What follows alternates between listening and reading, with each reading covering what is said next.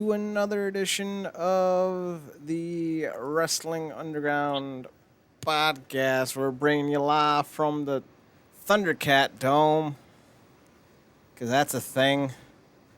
Holy hell, has this been a week of shenaniganry. I'm your host, as always, Chad Portal. I am so tired, but the show must go on.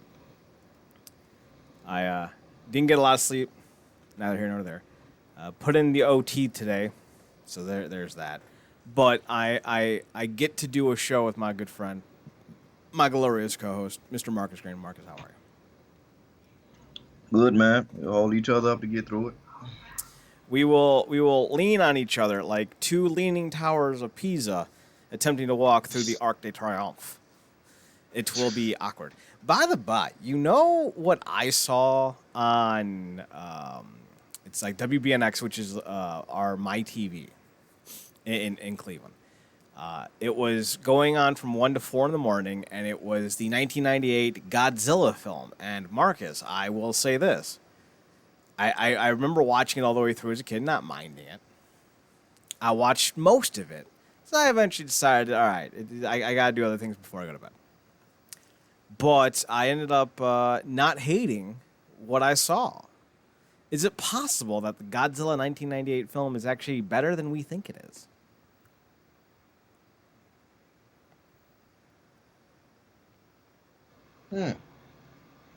It's going to be a lingering question for some time, I think. I might have to sit down and rewatch it. Because it works. Like, plausibly speaking, like, there's, like, nothing in this movie that doesn't work. The French are trying to blow up Godzilla. Why? Because they don't trust the United States to do it. Oh, okay, that makes sense.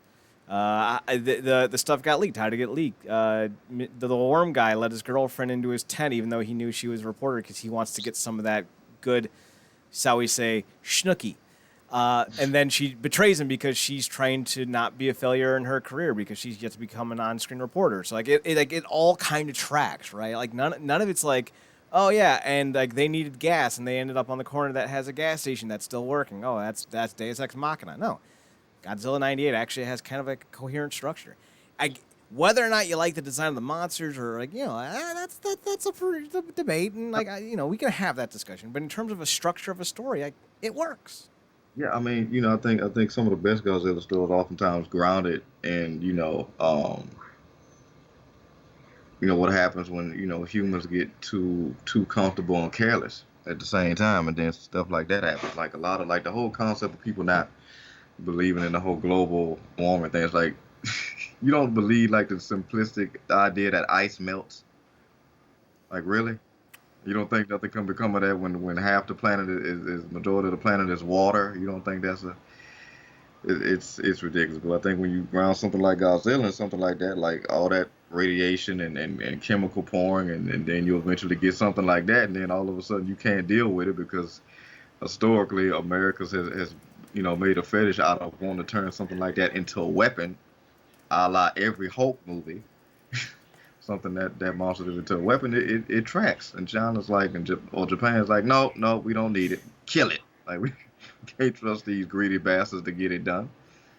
And there's And they're right. also that note I forgot to mention that it was actually the French nuclear tests that may have created Godzilla. So they feel a obligation to make sure that the Americans fulfill their duties, if you will. So it's just like it's all around Yeah. like a solid flick. Like maybe I've never watched it all the way through because I was flipping back and forth, but I was coming back to it quite often. So I mean that says something. Yeah. And why are we talking about Godzilla instead of the Thunderdome? Because Godzilla 1998 is better than the fucking Thunderdome. I Oh jeez, Marcus, this was when I saw this on the test. What was it, last Wednesday? It was bad, Hmm. and then I saw it on Friday, and it looked even worse. It's just and like everything that you thought would happen happened, especially during SummerSlam. You had people falling asleep. I was half expecting to see Marcus up on there. He has a tendency of falling asleep sometimes while watching this programming. We saw a Chris Benoit photo, which tactless. We saw a Fire Velveteen Dream shirt, which, I mean, when you say you've done a investigation on Dream, and then everyone who reported or claimed to have the illegal interactions with him, so to speak, or were victims of his, so to speak, are saying they never called us. I have to ask what kind of investigation he actually committed or perpetrated. But then again, this is also the same company that fired Pat Patterson for his alleged involvement in a child sex ring back in the 80s and then brought him back like 6 weeks later. So, like, I'm not surprised. Fans might have to end up calling in Mystery Inc. I sense a velveteen scheme afoot. Who was the purple people eater? Velveteen Dream! And I would have gotten away with it if it wasn't for you meddling kids and that deranged puppy that clearly has rabies. Raggy, I got bit by a raccoon. Like Scoob, you got the foaming mouth. Poor Scoob. Rip. Boink! Jinkies! Scooby's frothing at the mouth. That's how I felt watching this. I was having an epileptic seizure. I was going... It's no. This is so bad. And they're like, well, the NBA's doing it. And Marcus, to that I say, the NBA has like the most muted tones on their screens, and like you can't see anything behind them. And there's only like 100 of them at best. Yeah. Also, it's oftentimes they forget to go to them. Yeah. Like to put the camera on them, because I've watched whole games. I'm like, then they went to them like, oh yeah, they're doing that. Like they got them there to make them feel better about it. Like the players nor the people watching at home that's not in the screens, they don't care. They just want to see the people play. Mm-hmm. So, but WWE, it's funny. It's like now the fans, because now that's the gimmick of the thing. It's like, okay, who's gonna wear a Klan robe this week? So and get caught on camera. So that's one of the things that happened. One of the streamers that got in decided to show footage from a YouTube Klan rally from years ago. And because the WWE doesn't really have a clue what the fuck they're doing, it got in. And like this is part of the problem of doing this. Like you cannot have a live kind of reaction of these fans watching this product because, you need to have a delay of sorts.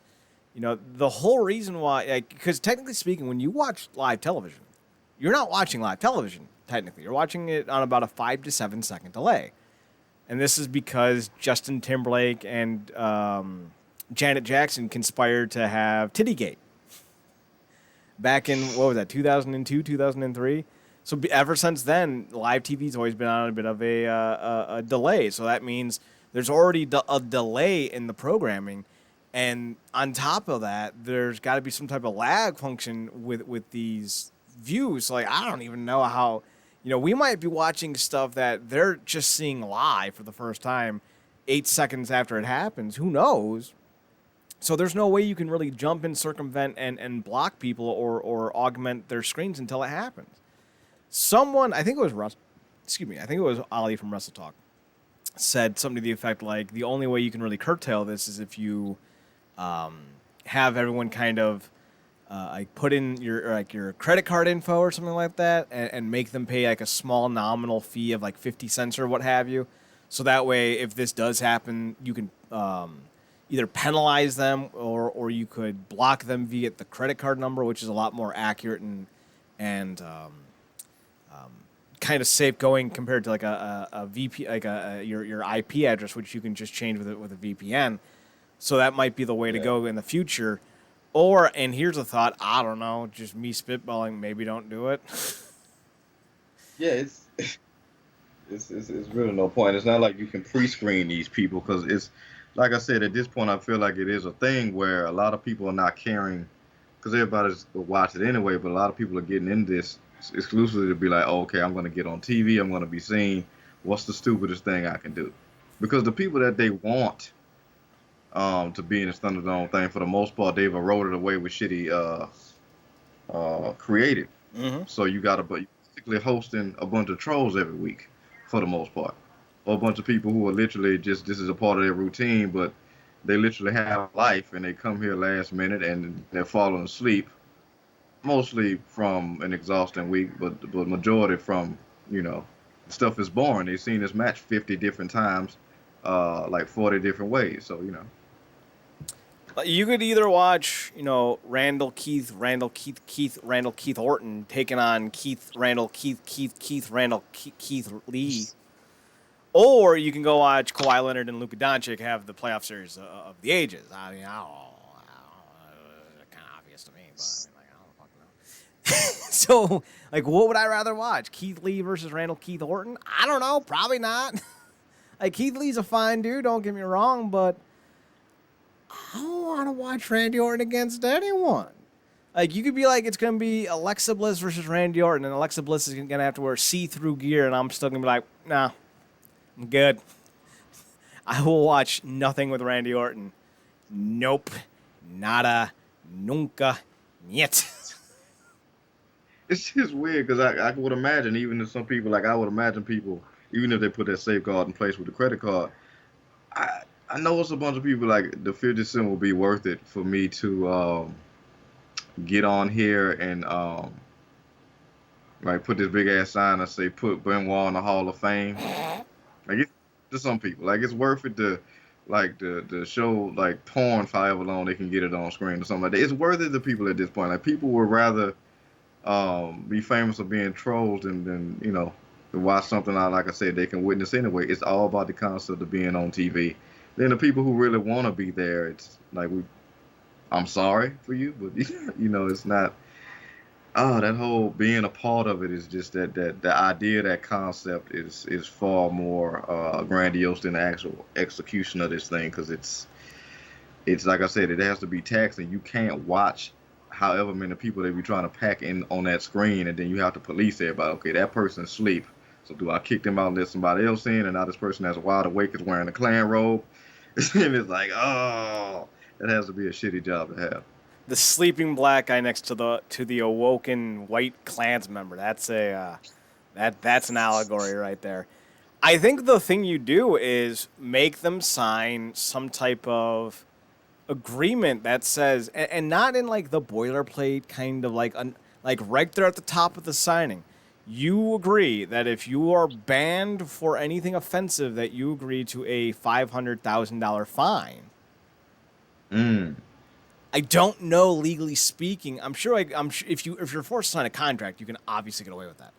But if you're forced to sign a contract and to get into this, that might curtail a lot of things. But then again, you'll still have people who may not believe that it'll happen, because there's a lot of people who pirate pay-per-view streams still, who go to court for pirating pay-per-view streams, and people know that this happens. Websites get taken down all the time.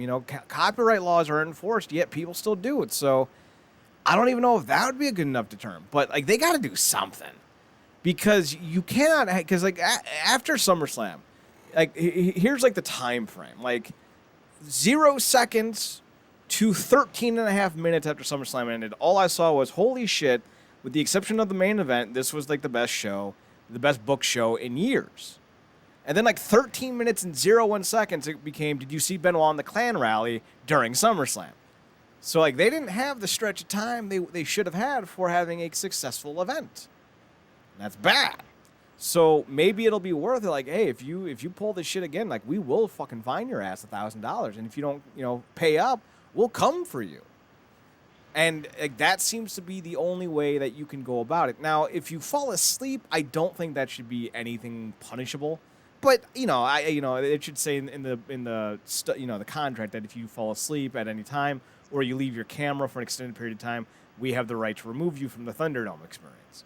That way you can just like you said, keep bringing people in as needed. But then again, what I really find funny is that everyone who is watching the Thunderdome is pretty much their audience anyway. So good job.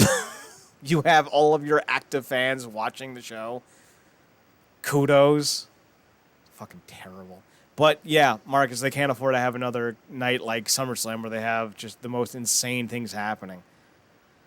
Which kind of sucks, because I'm all for people wearing, Fire Velveteen Dream shirts. He's kind of gross. Yeah.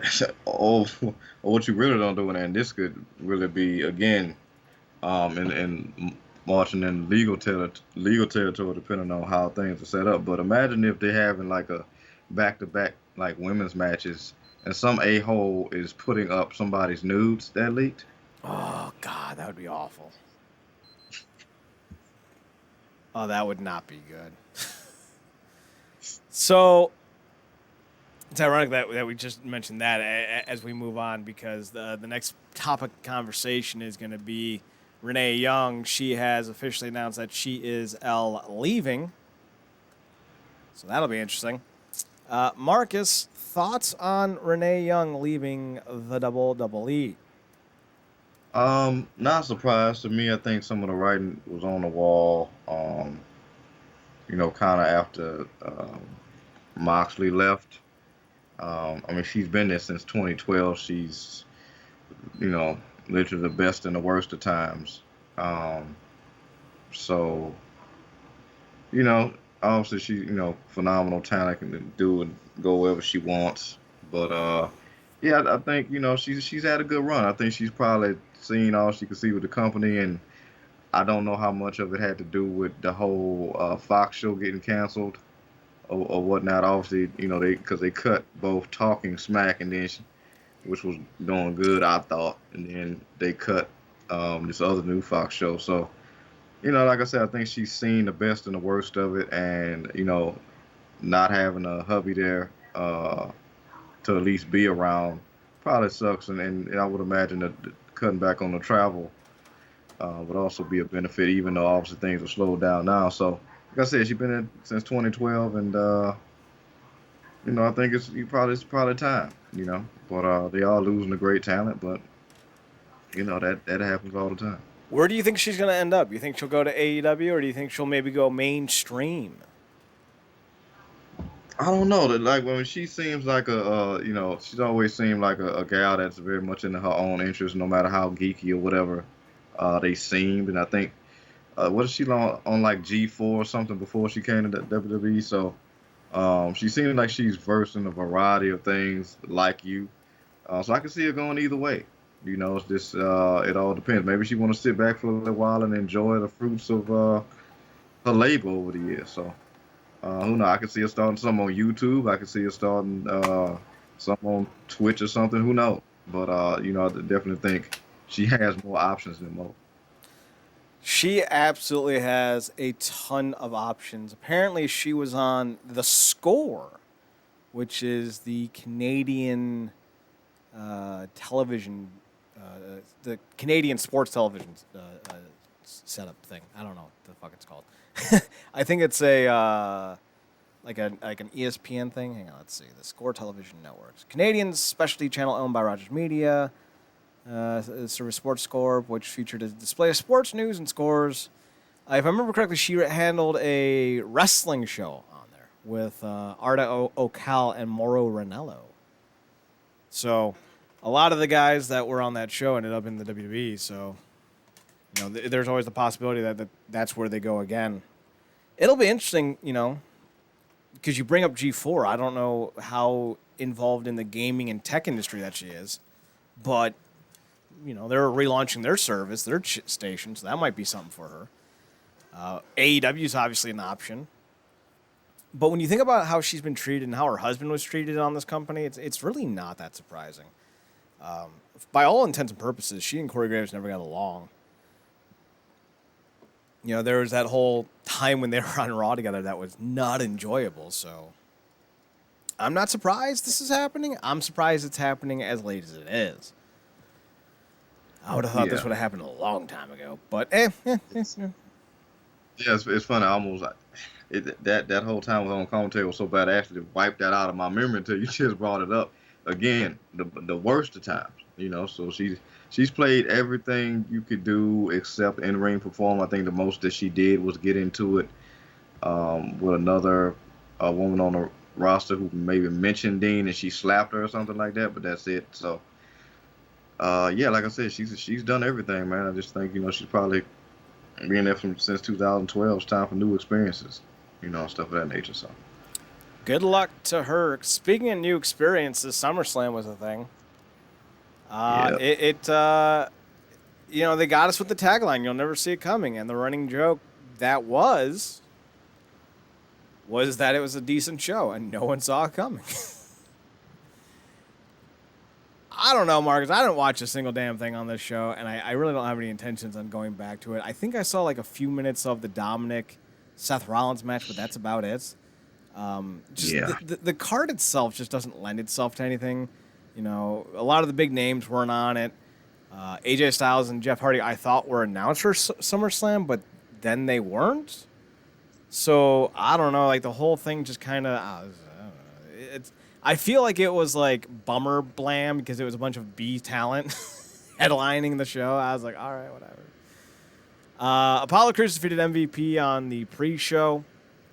We'll get to the Hurt Business here in a second because it's not been good at all. I don't know why, but yet here we are. Let's see. That's not right. Let's go. There we go. Let's see. We got Bailey over Asuka. Then we had the Street Profits over Andrade and Angel Garza. Mandy Rose defeated Sonya Deville in a loser leaves WWE match. Seth Rollins defeated Dominic in the longest match on the card. Okay. Asuka defeated Sasha Banks to win the Raw Women's title. The brand split means nothing. Drew McIntyre defeated Randy Orton to retain the WWE Championship. There is a God. Then The Fiend defeated Braun Strowman to win the WWE Universal Championship, but we had to sit through the match to see it happen, so there is no God. God is dead. And then at the end of the show, we'll get there. Marcus, did you watch SummerSlam? Yeah, and a collection of highlights on YouTube. I did not watch the show, man. This was the first time in a while, in years, I've actively completely tuned out.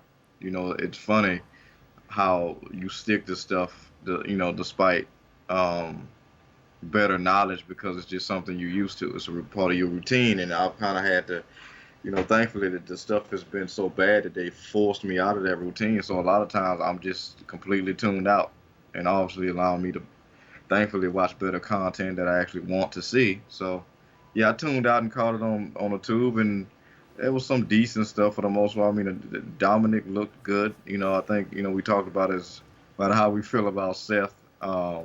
He will be the right person to kind of, lend himself to making the kid look good, and they did. Ray still looks subpar in all of this, but at this point, I think he's probably just fully center stage, so I get it. Like you said, we had to sit through getting the title back on Bray that he never should have dropped in the first place, and everything else. I mean, I think to me the best looking thing was the Mandy Sonya match, just because of the emotion, and I wonder if they changed that stipulation because of what Sonya had just went through. Actually, yes. Yeah. So because you wouldn't want to pile on.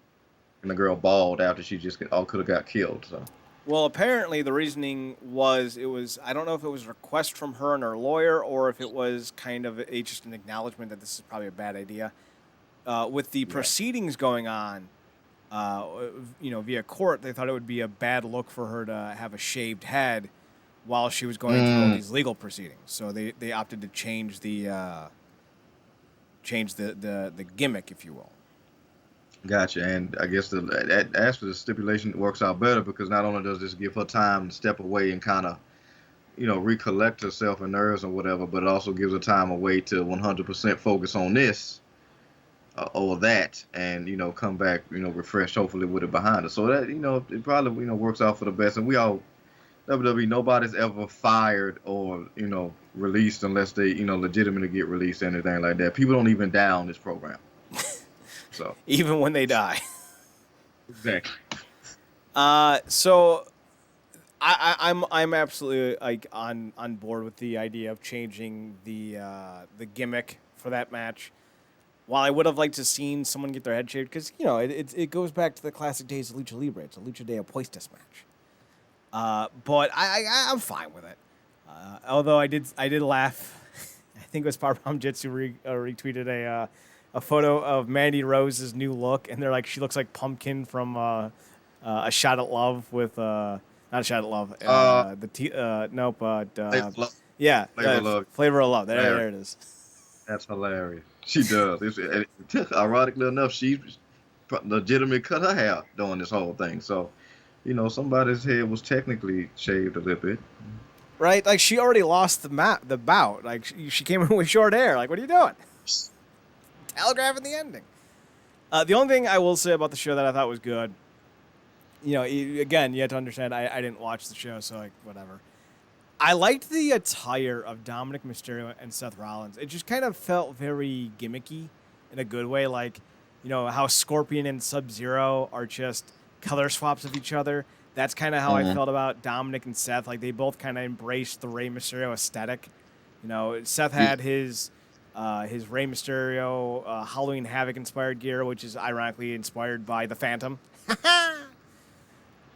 always comes back to the Phantom, Marcus. And Dominic had more of a kind of a twisted take on it, if you will, with the eagle being more of a serpently kind of thing on his thighs. So I thought it was a really good look.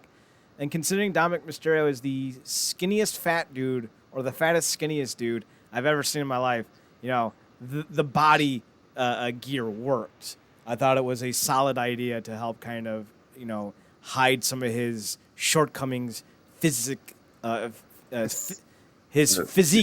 speaking.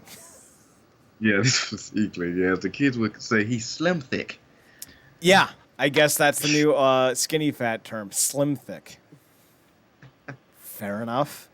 Also, I love that we start off the show on SummerSlam night with Dominic being dropped off to the show by his wife and dad. I mean, not his wife, his mom and dad. They dropped him off. And that's fucking funny. Why is he so tall, though? Oh, man. Right? Like is anyone else thinking that he's got Eddie's height? I didn't want to go there, but that's my got to ask Ray, like, who in your family is like on like JBL level height? Because you clearly only gave him so much, and then like the genes went back a generation or something. I was cracking up Swisher on Friday because I kept sending him photos of Manny Delgado from Modern Family. Like, oh my God, look at this Dominic Mysterio photo or for SummerSlam. It's Manny Delgado. Or maybe he gets it from his mom because he looks around his like right up on or taller than his mom. So maybe it's from her side. It's possible. She's only like 5'7" though. I don't know how tall Dominic is. Because she's not that much taller than Ray. Although she is noticeably taller. Ray's only 5'3" though. So maybe she's 5'7", 5'8". One, I love the fact that she's taller than him because, you and I are short dudes. And we're trying to, exactly. misconspel or trying to get rid of the misconceptions that short dudes are somehow lacking. Good on you, Ray, for helping bring that home. Yeah, but overall, if SummerSlam was good, SummerSlam was good. And if you want to check it out and take a look at it, go for it. But otherwise, you do you. There's plenty of good wrestling out there. I just didn't think that SummerSlam would be a part of it. Marcus, we have more to talk about, though, from SummerSlam. A certain dog returned home after months away.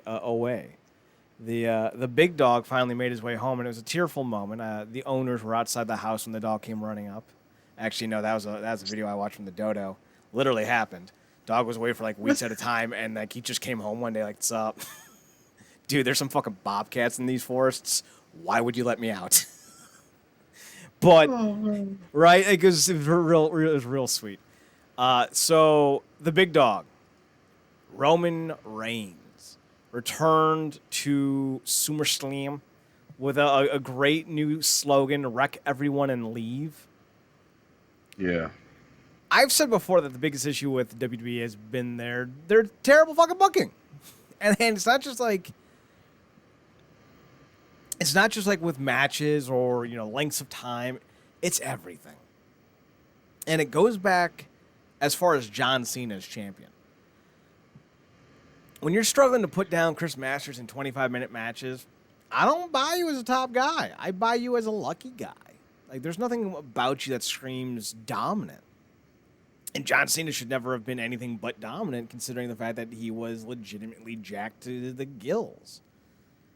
So then you look at Roman Reigns, not as jacked, but, violent, strong, quick, fast, powerful. Why is he having 30-minute matches? He shouldn't be. Why is he wearing body armor? He shouldn't be. Why is he cocking his fist like a douchebag? He shouldn't be. What he did last night is exactly what fans want to see from wrestlers, and that's just violence personified. Carnage, chaos, destruction. It's a reason why combat sports brings so much fans joy, because you're actually watching dudes get their heads kicked in. In the case of Cyborg, the male Cyborg, not Chris Cyborg, but her ex-husband, it literally, because I think it was not Phil Davis, it was MVP, different MVP. He brained a dude so hard he actually encaved the dude's skull. Fans love that shit. When Michael Venom Page did that, oh my god, it made headway. Until it's them. Well, yeah, obviously, no one wants it done to them. People love well-executed sudden impact on people that they don't like. I mean, it's or even if it's somebody they like, because I don't think anybody at the time hated Nunzio at the time. Marcus, I was just about to say, when you were going like, yeah, if it was somebody they didn't like, I was going to jump in and be like, or if it's Nunzio. But you beat me to the punch. Nobody hated Nunzio at the time of his unfortunate in-ring death. Like, we still praying for Nunzio. Nunzio still hasn't landed after that spear.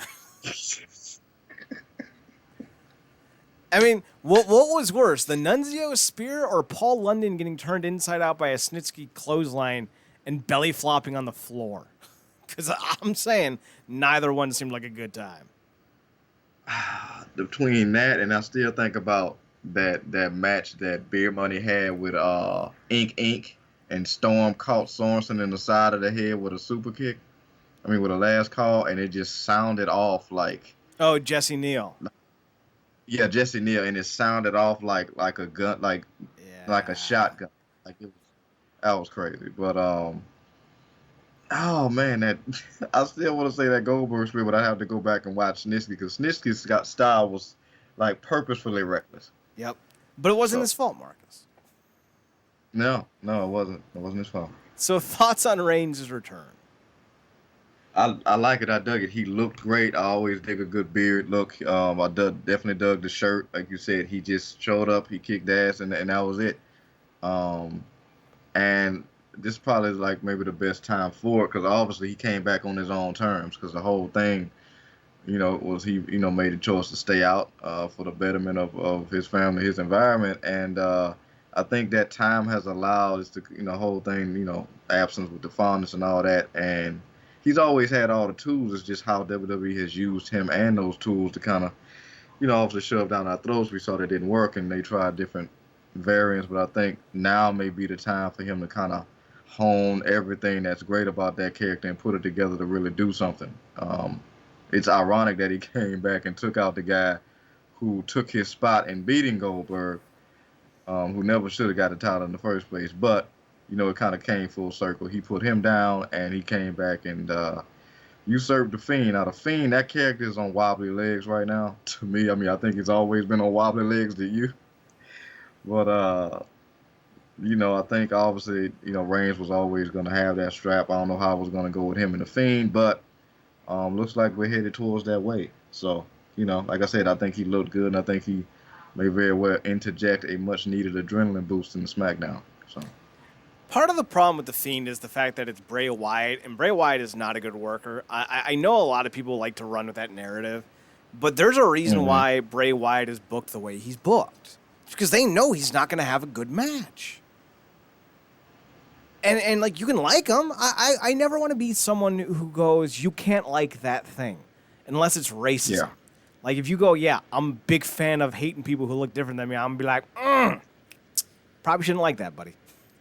But, like, if you tell me, yeah, super into, I don't know, Justin Timberlake, all right, that's cool. Like, you do you. You know, if you're into watching CNET, all right. You know, if you like pineapple, nope, can't do it. You're scum. I'm gonna find you. I'm gonna find you if you like pineapple on pizza. I'm gonna find you and I'm gonna do things. I don't know what things.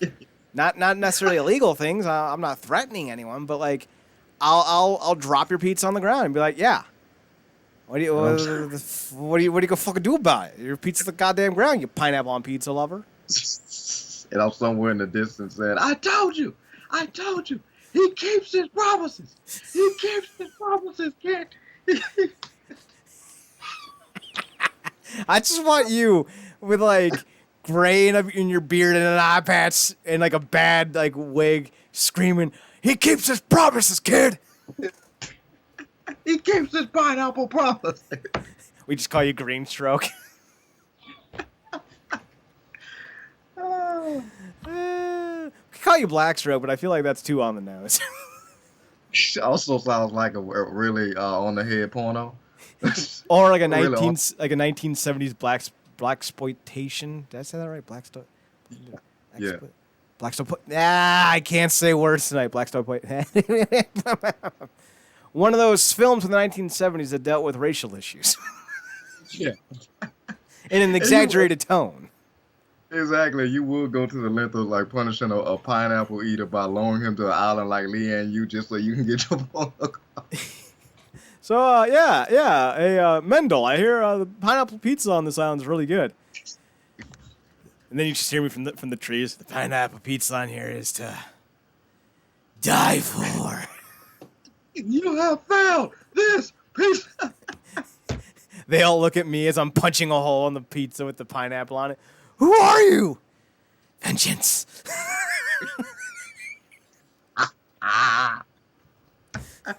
Like I told you I stopped eating. I stopped eating yesterday. I know.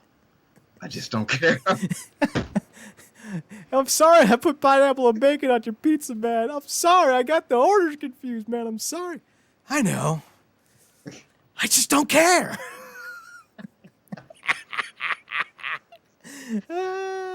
Don't do it, people. Like, I can tolerate a lot of things in this world. That ain't one. So anyway, Roman Reigns is back. Yay. It's a good thing. I hope they give him a new look because his look is terrible. I've always hated the vest thing, even during the Shield days. It's time, man. Yeah. But as far as The Fiend goes, he's getting exactly what he deserves because he's terrible. Terrible person, terrible wrestler. Right? What do you expect? I don't know why they. I mean, I know why they went with Reigns and with Bray and Roman, not Bray and Roman, Bray and Braun in the main event. Yeah. It's the same reason why they went with Mark Henry and Kurt Angle and Royal Rumble 06. It was about the return. Mm-hmm. And it's probably also why they had Randy Orton lose and why he lost to a backslide, so they could keep the big moment for the main event. I only like Roman Reigns so much, though, because he's still a really terrible, not terrible, he's a terribly promoted character. It's like having the Flash and having him always lose to Usain Bolt. It's like, yeah, I get Usain Bolt's like the fastest human being alive, but like the Flash is supposed to be faster than him. So like, why is he losing to anyone? And that's kind of how I feel about Roman Reigns. Like, he's supposed to be like the big dog. So why is he always getting his face kicked in? Like, win in under 3 minutes, win with like a lot of destructive moves. Just win so often and so powerfully that people are actually like, hey, can I not take a spear from Roman because he's legit just fucking my ribs up? And then Reigns is like, fuck your ribs, and then he hits you again.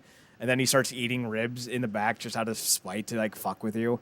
Hey, you need some ribs, and he throws like a spare rib at him that he's just finished eating. Like, that's the Roman Reigns I want.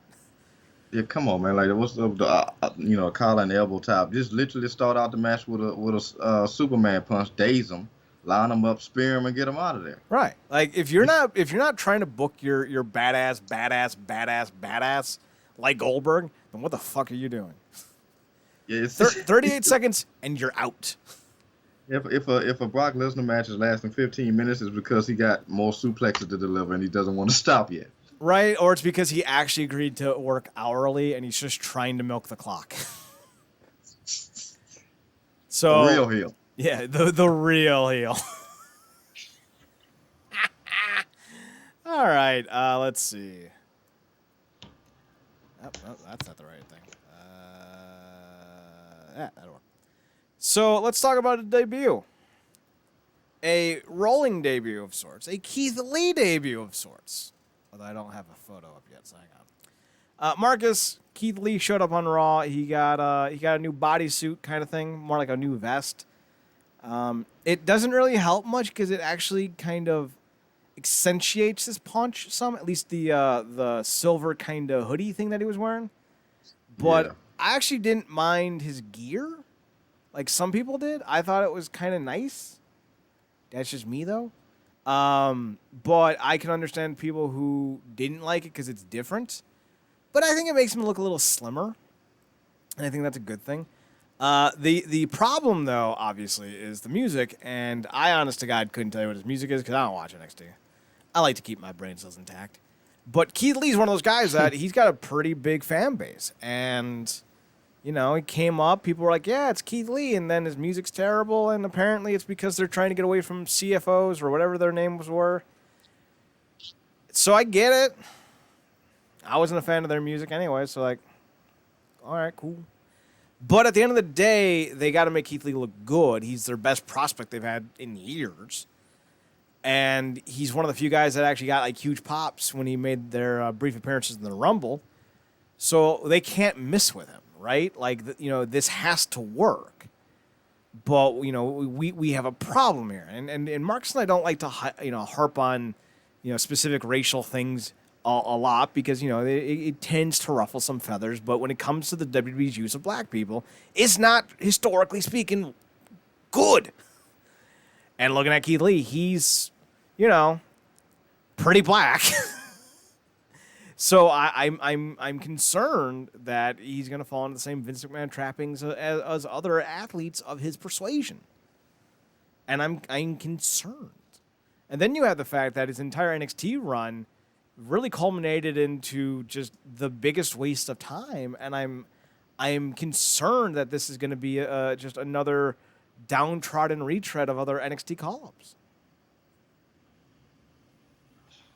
Yeah, I mean, you're right, man. I mean, look, it's not been the history of the NXT call-ups is horrible. I mean, look at Aleister Black. That's just more of a recent one. They brought him up, took away so much of that mystique, added this freaking rickety sound with him coming up out of the coffin, clearly a McMahonism.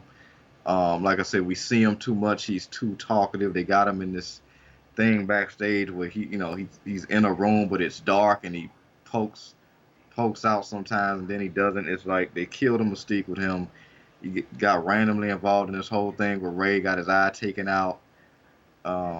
Some weeks he was looking out for Ray, other weeks he wasn't. He basically was a casualty in that whole thing. He really, like Ember Moon, like so many others, have just lost all of that NXT swag that they had. And Bianca Belair feels like she's on that way. I mean, she's, I guess, now the third member of the Riot Squad going against the freaking Iconics and Zelina Vega. Like, it's, I don't know what it is, man. Like, it's like they're intent on crapping on these guys, and it's getting so bad to the fact that like NXT has lost a lot of its swag, if you will, because it feels like that brand is going more the main roster route where it should have been the other way around.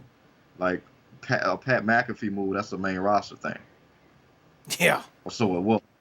So it was, and it's like, and even you, I saw you would I forgot who it was on Twitter. It was like, you got this guy who, okay, whatever he did in NFL, success or whatever, but this guy's basically a scrub coming in here, lasting however long with a legitimate wrestler, and he took an L in the match, by the way. He lost, naturally, but the highlight of the match is him pulling off some dives. Really? If it's the tweet I'm remembering, it was something like Pat McAfee and Dominic Mysterio had better performances than a lot of the NXT guys that were trained by the Performance Center. Yeah. Is that the one you're referring to? Yeah, I think so, yeah. And you're not wrong.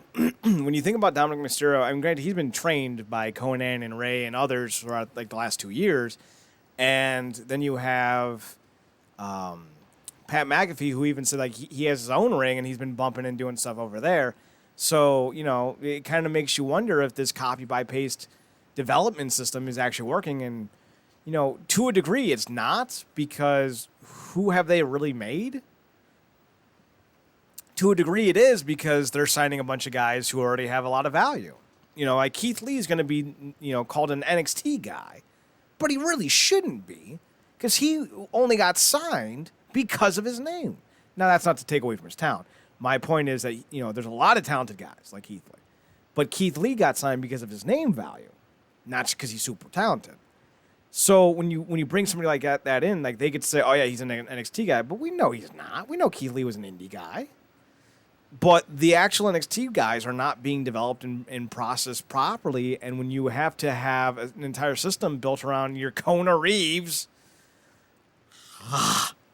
you're going to have a problem. And then you have Keith Lee, who just won the title like a month ago, vacated one belt, lost the other, and then got sent to the main roster to, I don't know, flounder, because who's been made on the main roster at any point in the last 5, 6, 7, 10, 12, 34 years.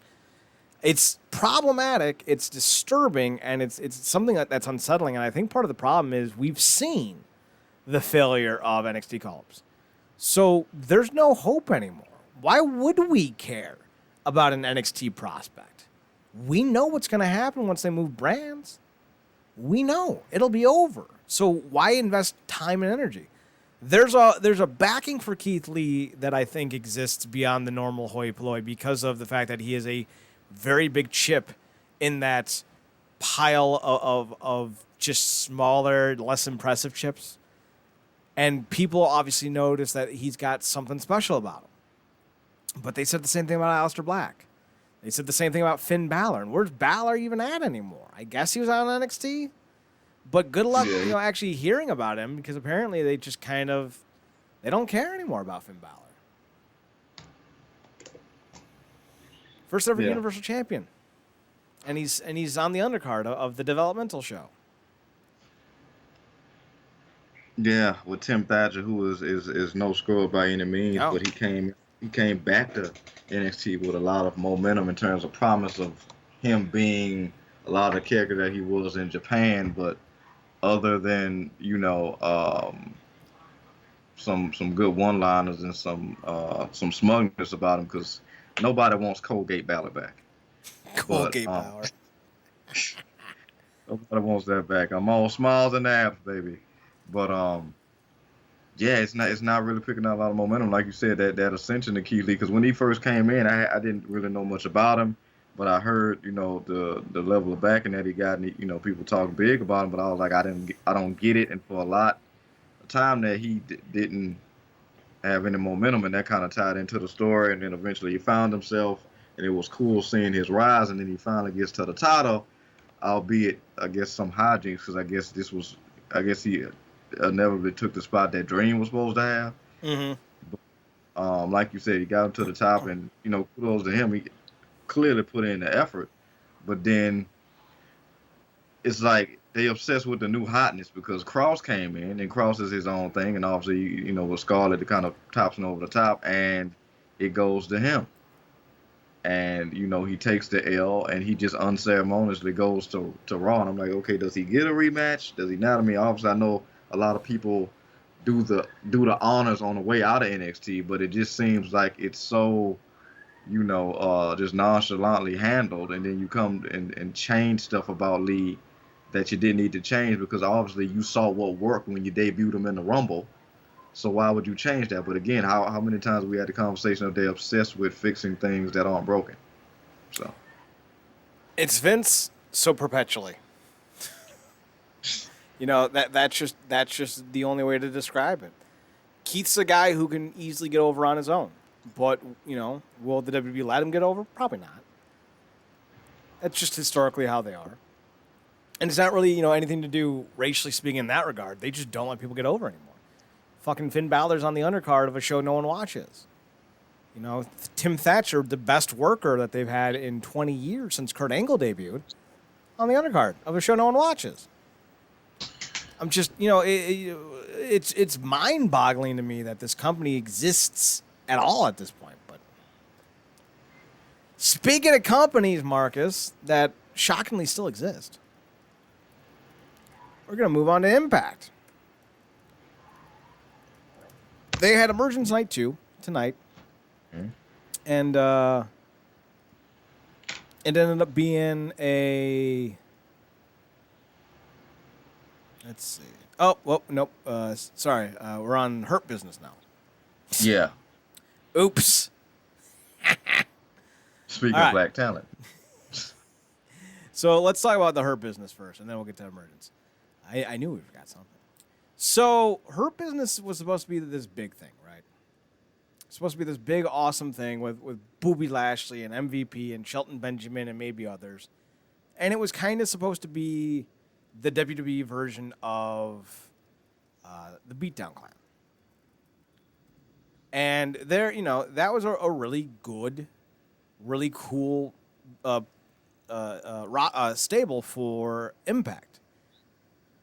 The problem became guys like Samoa Joe and Loki started to want to leave, and then MVP ended up getting fired for having pretty unethical business practices because he brought over Hernandez while he was still under contract with Lucha Underground.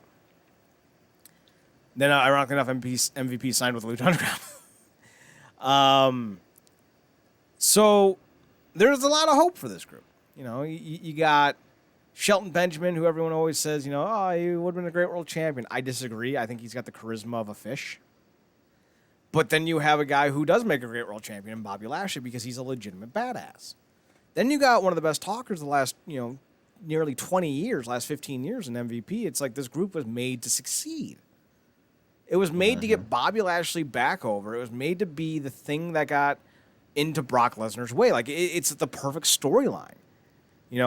Shelton Benjamin's Brock's ex-partner, not just in WWE, but Shelton coached him at Minnesota.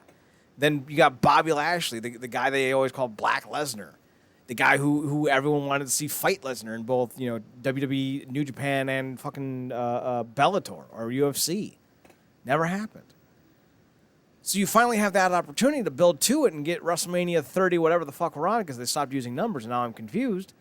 Off to a great start with booking towards Lashley and Lesnar, or at least getting Lashley into a title scene that makes sense. But instead, yet here we are in the remnants of the Blackverse, and we're not seeing any improvements. And you got to think with guys like, MVP, who's a brown belt in Brazilian Jiu-Jitsu and actually has won tournaments in it. Shelton Benjamin, one of the best wrestlers Minnesota's ever seen.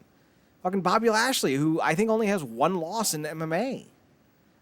And they're being treated like a bunch of afterthoughts. So they're losing to guys like Cedric Alexander and Mustafa Ali, guys who are literally as big as their legs. And I am confused with why this is happening. Oh, okay, they go into Raw Underground and they beat up a bunch of nobodies. Cool story, so they like to beat up strangers. That's not impressive, that's illegal. So I don't know what they're doing. It's not working. Great. The group of black guys, they succeed better in the criminal element. Great. Right? Like, they're a Crime Time 2.0 with better suits. Yeah, it's weird, man. It's like I said, we like Uha. Yeah, we love Uha.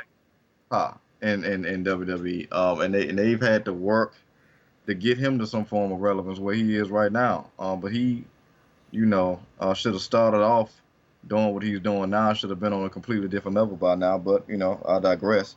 We'll get to the, like you said, everything 100% what you said, exactly what this crew was designed for. MVP is the talker. Now somebody like Shelton who will work very well, around the IC United States Championship thing, which they put him around. And you got Bobby who could go, obviously for like the world, something going against Brock, and having somebody like Shelton in his corner who you would think logically booking, which like I said, will never happen, but logically, me or you booking, it's like, okay, obviously there's a built-in thing with him and Shelton. But you can also tie back in the whole thing with the Rumble where he thought it was going to be all hunky-dory, and obviously Brock tossed him like everybody else, so there could be a hinge of revenge to get over on the big guy using Lashley. But that's using logic. And we can't apply that to this conversation because you got freaking Shelton having to settle with going after the damn 24/7 title because MVP, who really shouldn't even be in action, going after the United States, or any given 1 week, it's either MVP or Lashley. They both can't beat Apollo, and neither one. So, and then freaking Shelton wins the 24/7. Then he struggles back and forth with Truth. He gets over on Truth, and then all of a sudden, here comes the Asian with his ninjas. And how do you expect to get any? Nobody in this situation wins. The black guys, the Oriental guys, nobody wins. And then freaking Cedric, Ricochet, and Mustafa are peripheral characters in this whole deal.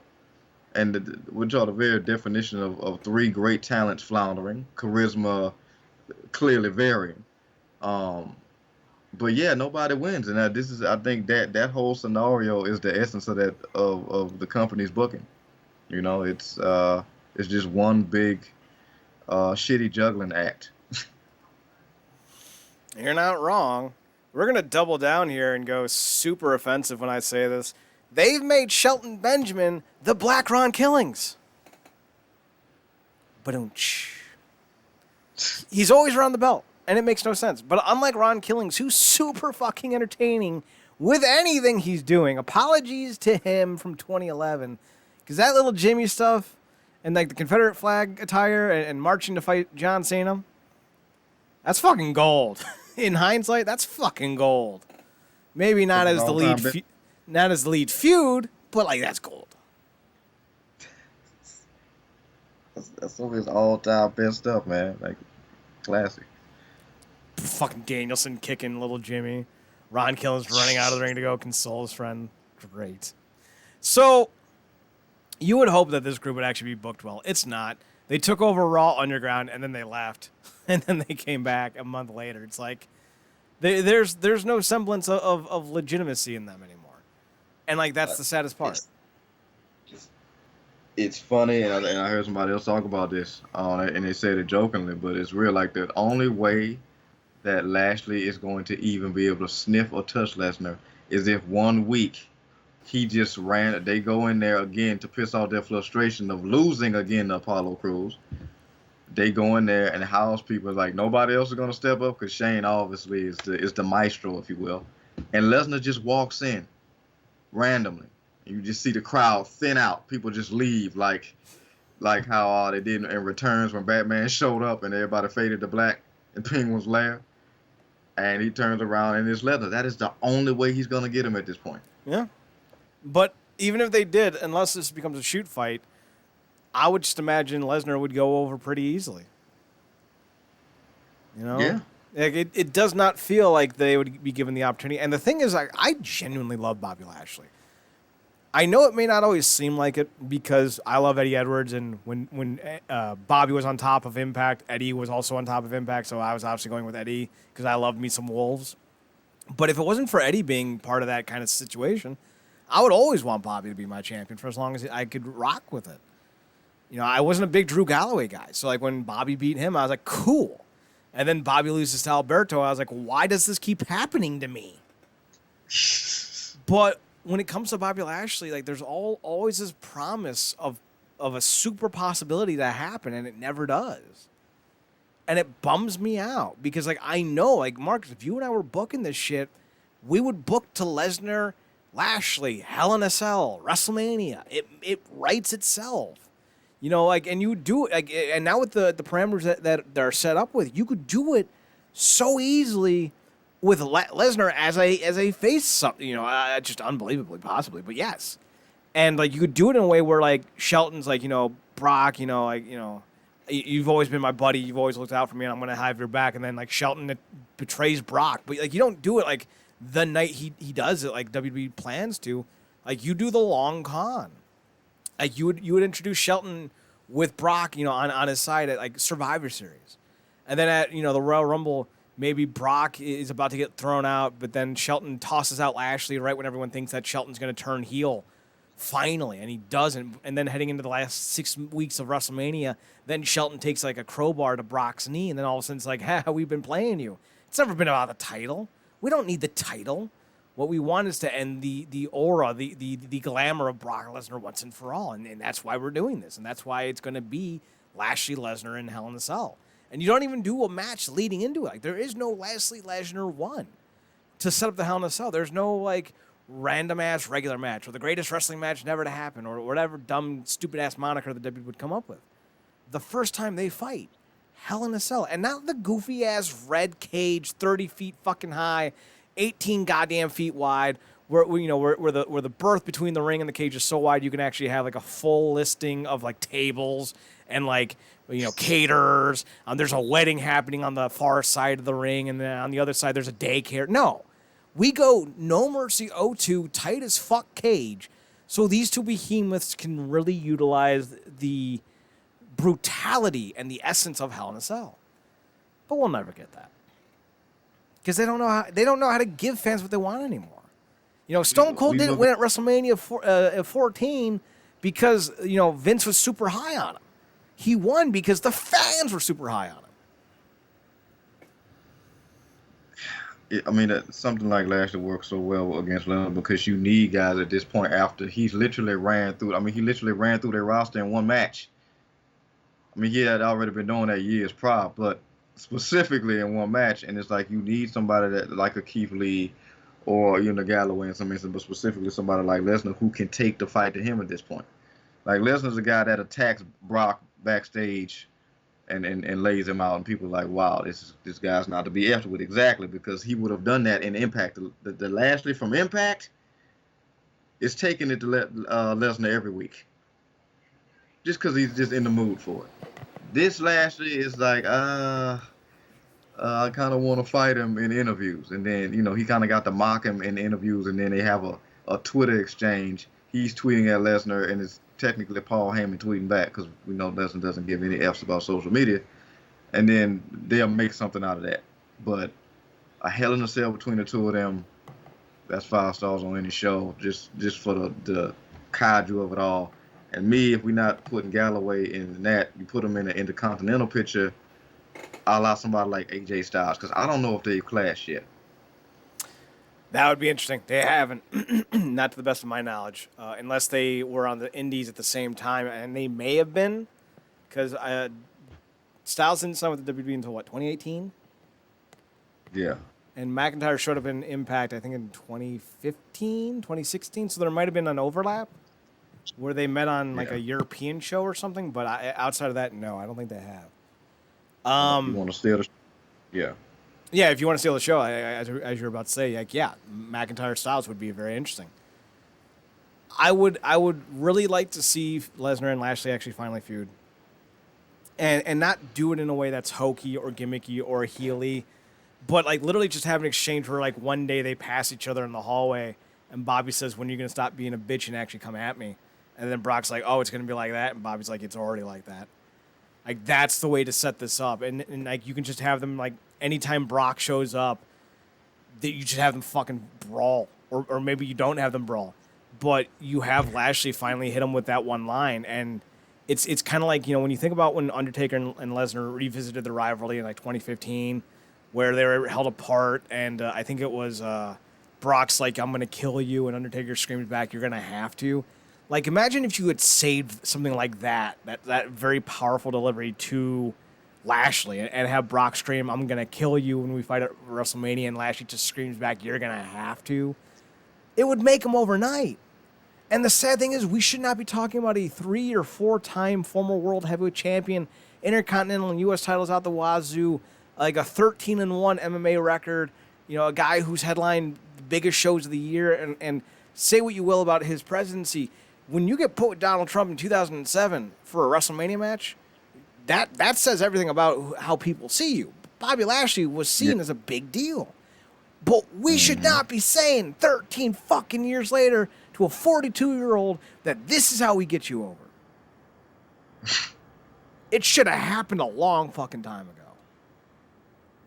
Bobby Lashley deserves better. And I love the parallel in a lot of ways to what you said, because you talked about and that's really the perfect way to get Brock, because in real life that'll probably get his hands put on you quick, just talking smack in the hallway. But it is so much very reminiscent, because the next thing you went to was Taker and Lesnar, and I thought you was going to reference it, but I'll do it now. that kind of emanated, like the embers to that kind of initiated at that UFC fight They where he they went up to take, yeah, and Taker was like, "You want to go? You want to go? You want to go?" Oh man, that was great. they literally set up a pro wrestling angle after a real life MMA fight. This is the dumbest fucking carny business I've ever seen. Like it's just fucking, it's 10 pennies stupid, man. I don't even know anymore. When they're like, yeah, we did it to set up some kind of cross promotion event. Like, what would you have done if Brock had lost that fight? It's so funny because obviously now the lines are blurred. Some people like everything's Everything's a a gimmick work. or yeah, or everything's a work because they're like, well, I won't be worked. So I'm gonna say, that it's obviously set up. But at that time, that was a real little beef between the two of them. And then eventually, I think it calmed down, and they kind of, the wrestling gods or whatever aligned it to where they were both, in the company, and that ended up working out. But it's funny how those kind of things come full circle. But yeah, it really would be like one day Brock just comes back, and obviously, I think at this point it may be a little awkward for him to come back with Heyman, specifically the Raw. But this is where the three of them are, and they're just passing each other in the hallway, and you get that little exchange, and that'll really kick it off. And imagine Brock going after Lesnar. Brock going after Lashley, and then the beatdown clan thing kind of comes in. The MVP Shelton and Lashley leave him leaking and laying. That's something you could build to through months because Lesnar has to be at the show every week, which he's not going to be. So. Well, I was about to say that it would have to take months because Brock's only showing up once every 6 weeks.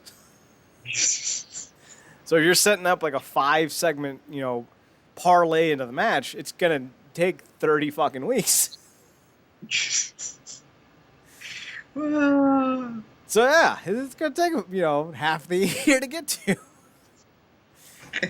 Oh well, we can dream, right? It's still allowed. So let's actually talk now about Emergence. Mm-hmm.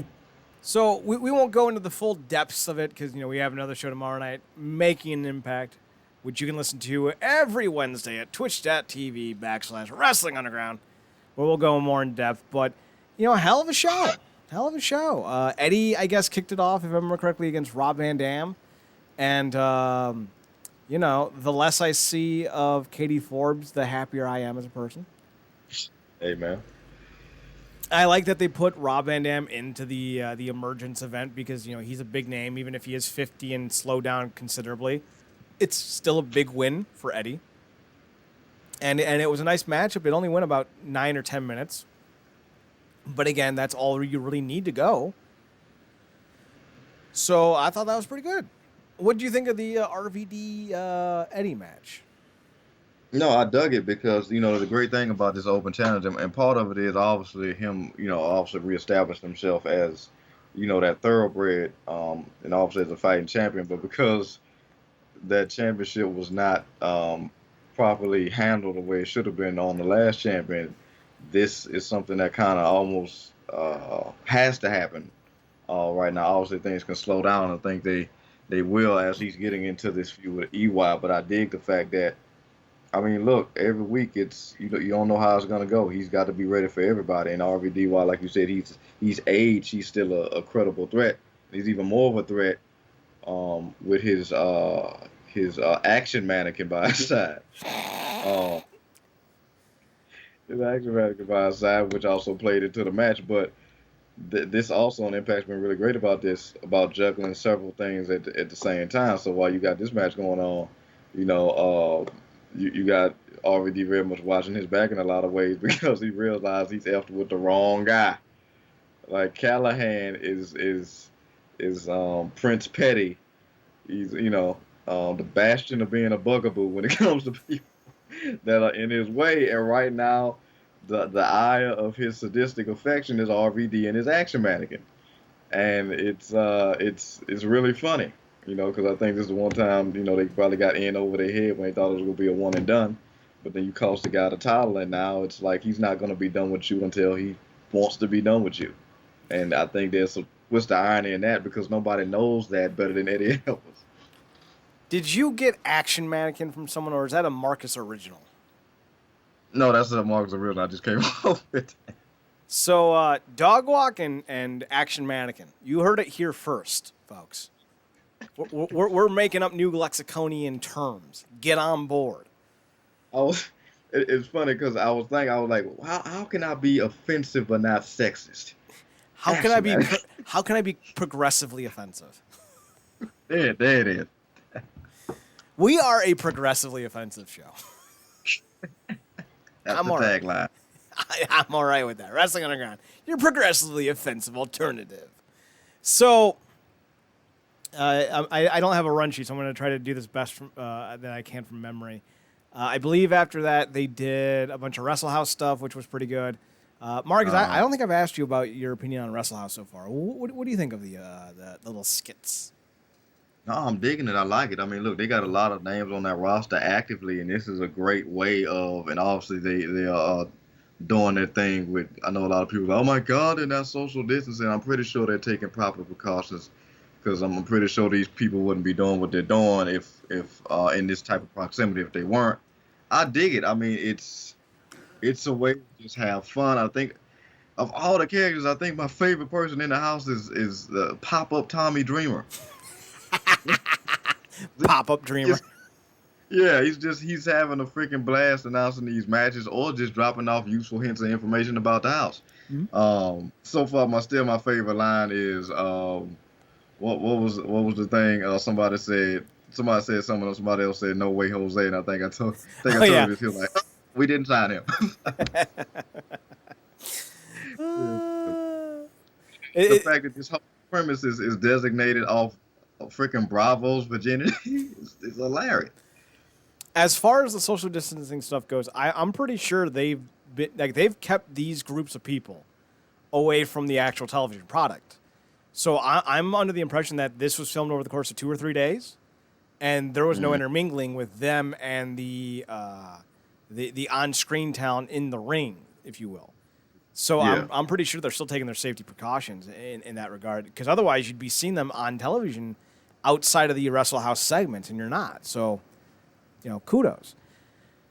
We also got a Ace Austin and Sawyer Fulton and Rascal segment, which I thought was all right. I've seen better.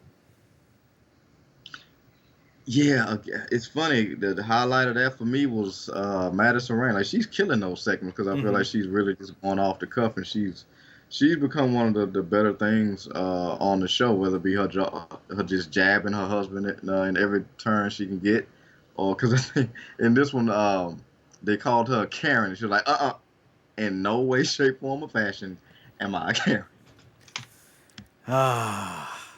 Madison Rayne really has become a great commentator and a great personality for this brand, so I totally agree. 100%. Willie Mack and Brian Myers had a match. I don't get Brian Myers. I don't know. Am I missing something? No, he is. High five. Boom. I don't know what it is. He had that match with Edwards, man, and I was watching it, and I don't know if you watched the whole thing, but he didn't hit one actual wrestling move. It was all strikes and catching them coming in between the ropes and hard shots, but he didn't hit one move, and I'm sitting there how the hell is he supposed to win if he's not doing no body slams, no STOs, no suplexes, no nothing. And then we get to this match and doing some similar things, but he seemingly wins with a roll up or something. I forgot exactly how it was, but it was unconventional. I'm like, I don't get it. I don't understand what the whole thing is. I thought it was gonna be promising, but he's not really doing anything that's really catching on. I mean, if anything, Heath is the guy they should probably have in this position, showing up and showing out. And ironically, it feels like after every Myers thing, they run a Heath ad. So, and we don't like to go racial on this show, as I say for the second time in one show, but if you put Brian Myers and Heath Slater next to each other, as a white man, I can tell them apart. Marcus already can't tell anyone apart. Putting Heath and Brian Myers next will give him some type of aneurysm. Don't do it, Impact. I like my co-host. He good people. I don't want to replace him. God, that Yeah, like, man. that would be like you would see that and you would text me like, I don't know which one's which, and I'd be like, it's all right, Marcus, I'll tell you. Look for the Like length of the which one hair. did exactly. Which one did the band? One has a one had a air guitar and one has a cane. Which they I Look think they're the edges. look for look for the directional point of their hair. Brian's goes back, Heath goes sideways. Yes. So I thought they were gonna bring back Brian Myers as like a glacier kickboxing kind of striker dude. Yeah. If that's what they end up doing, cool. I'm on board. But like he has a terrible singlet. He's got a terrible fucking name. He's got a terrible fucking costume design for his attire. Like nothing about him screams I'm a star. And it's like he doesn't realize it, and he keeps doubling down on what didn't work the first time. He's like, this is literally the fourth time we've dealt with this Brian Myers quirky, look at my dumbass singlet persona, and it still hasn't gotten over. I don't know, man. It's dumb. Besides the main event, was there any other matches that I can't remember? No, because I mean, I think we talked about. I mean, a lot of this show was carried by seemingly the Edwards EY thing, Russell House, and because I mean, we obviously knew what the last 30 minutes was, but that's pretty much. I think we got everything, and then we get to the main event. We'll go into more in depth over every segment and every match tomorrow night with me and Zach Duncan for making an impact. But Marcus, what's your thoughts on Emergence's main event? I dug it. I like it. It was very. My only thing is like that, like the last few minutes, if you will, felt like a cram session because I thought it was gonna go one way, and then it literally was like one of those car races where a certain person wins just because their car is a little bit longer or the emblem of the car got over the finish line before the other car did. That's kind of how it felt. So I thought it was another a good like grungy, back and forth fest between the two of them. But I'm not gonna lie, I would like to see a third, the definitive one, because this one ended kind of finicky for me. Well, didn't their title change at Slammiversary and a little bit finicky too? Or am I remember that wrong? That I mean, it's gonna be. I'm gonna be looking forward to hearing your take tomorrow night more in depth. But that felt like a better ending because it was like building over time just because of the direction of Carrasco's offense. And didn't she kind of come into that match with a bit of a twinge with the arm because she was attacking that prior as well? I think to that so. match. Yeah, so I think that built more so than anything. Obviously, she was attacking it the whole match, but this was like a literal down to the wire situation. I felt like things could have kind of been extended, but it didn't go that way. Obviously, they're in the Parazzo business right now, and maybe depending on future events, they might elevate to the Kylie business. So because obviously she could turn into a different gear when she wants to. So it's gonna be interesting to see, but it's definitely gonna be intriguing to see exactly what they do with Grace. As this whole thing continues. My concern is that Grace won't be around much longer, just because of how Impact does, talent after title changes. Like usually when someone loses the belt, and then they rush their rematch, it's to write them off TV. So if we see Parazzo take like a crowbar or something to Jordan Grace, or they get a third match where it's loser leaves town, then we know that she's gone. And I think that would be unfortunate. No, She you're really not good. wrong. She really good. Yeah, and I hope they don't do the same thing with Mac either, because obviously he dropped the belt and then immediately lost his rematch, and now he's losing to Brian Myers. Like, come on, man. Like we all know Mac is better than this and could be doing more. So. And he should be. So we'll see what happens with that going forward. But that's all we got for tonight, unless you have anything else you want to mention. Nope. So then with all that being said, be sure to tune in to realnerdcorp.com, RealNerdCorp.com. I got a bunch of articles brewing, so those are going to eventually come out. I finally finished grading out the mid-year stuff, so, I'm only a month and a half late on that. I just got to figure out who the awards for the mid-year, and then it'll be up probably the end of this week for sure. Because I got the hardest part over. I just got to figure out the peripherals. Peripherals. Yes. There we go. Real NerdCorp on Twitter is NERDCORP. On Instagram, it's Real NerdCorp, RealNerdCorp. You can follow the show at Wrestling Under G on Twitter. Marcus, you can be found on Twitter at ParadoxKid, ParadoxKid. That's me. You can also find him on his other podcast, The True Penny Show, on Twitter at True Penny Show, TruePennyShow. And you can find me on my personal Twitter account at Chad NerdCorp, ChadNerdCorp, and on Instagram at Chad's Photo Hut. And thanks for tuning in. Enjoy your weekend, and Marcus and I will be back Sunday, or maybe not, but I have an idea I want to throw by you, and it's going to be a process, but I think it's going to add a little bit of a uniqueness to the proceedings I think you might enjoy. But that's a plan that's in place that I don't want to spoil too much. It's actually it's a deeper dive into something we've done once before, but I think it's going to be a lot better this time because we're going to put the effort and time that's needed into it. So be sure to keep your ear to the ground for that. Next week, Marcus, I think we should do our ComicCorp review of the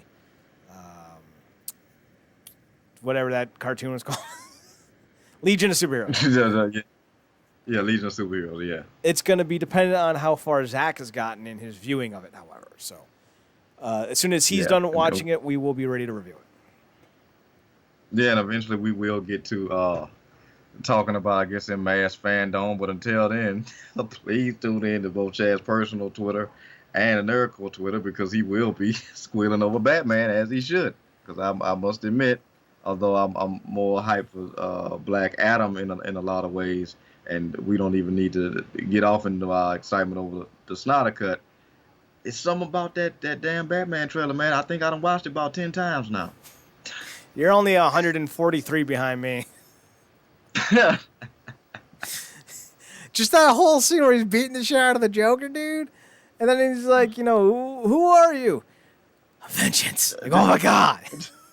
I love a good voiceover with some great dialogue. If you are about justice, please do not lie.